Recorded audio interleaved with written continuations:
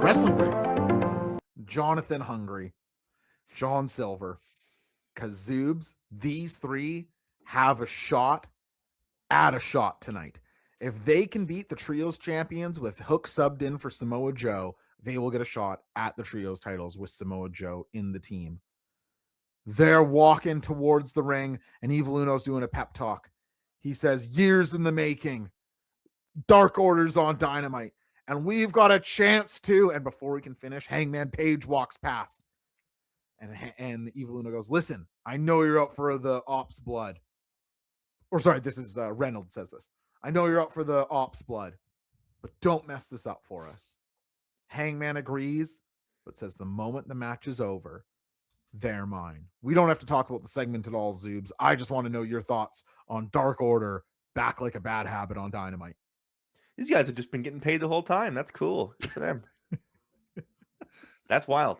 Maybe they've been on Ring of Honor. That could be happening. It's definitely possible. It's definitely possible. Man, remember the? Do you remember? You talk about early channel, like I can't remember what you call them, Whipping Boy, whatever it was. Yeah.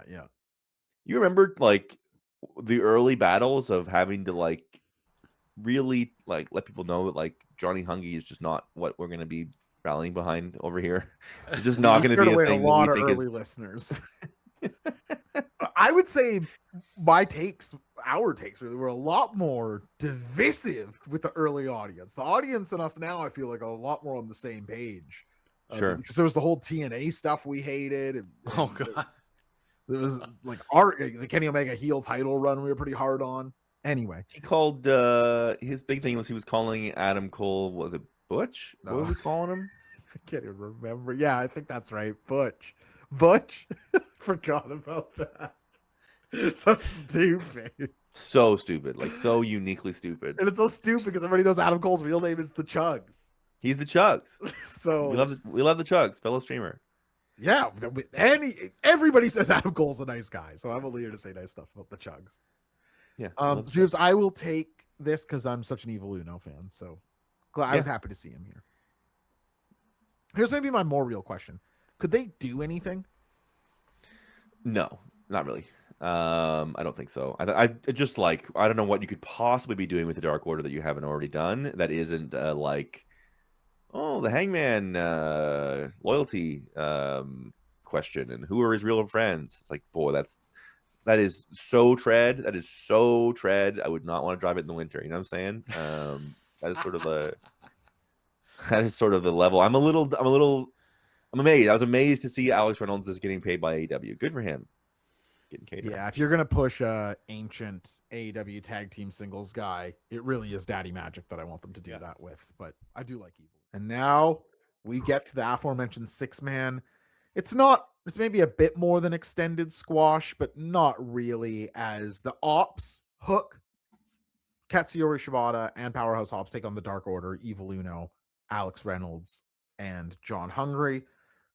I was satisfied because it was clear that they wanted to give Evil Uno the shine in this match as much as Dark Order was going to get any. He hits a nice double DDT and these sprinting back and forth splashes on Shibata and Hook.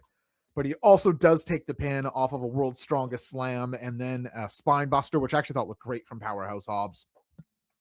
Everything, of course, is the Hook referendum.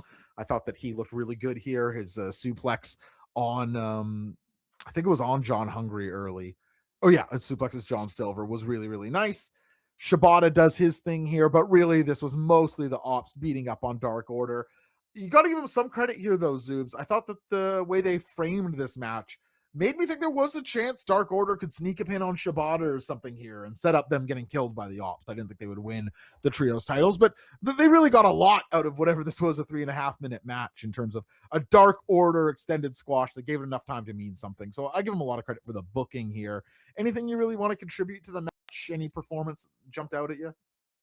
I like the choice to work Hook back in by having him be Samoa Joe's sub for the trios titles. I think that's really smart. And that's quite a good idea in terms of it's a place that he's comfortable. It's guys that can allow him to play to his strengths. And it also excuses out the Joe having 2 titles and having to be in 2 places at once. It's like, yeah, if you can get past the version of us without Joe, then maybe you can earn your shot at the version of us with Joe in it. I think that's really smart.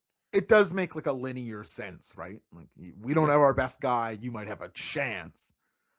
Post-match, as promised, Hangman Pages out with a chain to beat down the Ops, but they get the better of them. And we get a message from Hangman later on to let us know that he's going to have a partner next time he sees them. Zoobs, you're right. We are going backstage a lot on this show.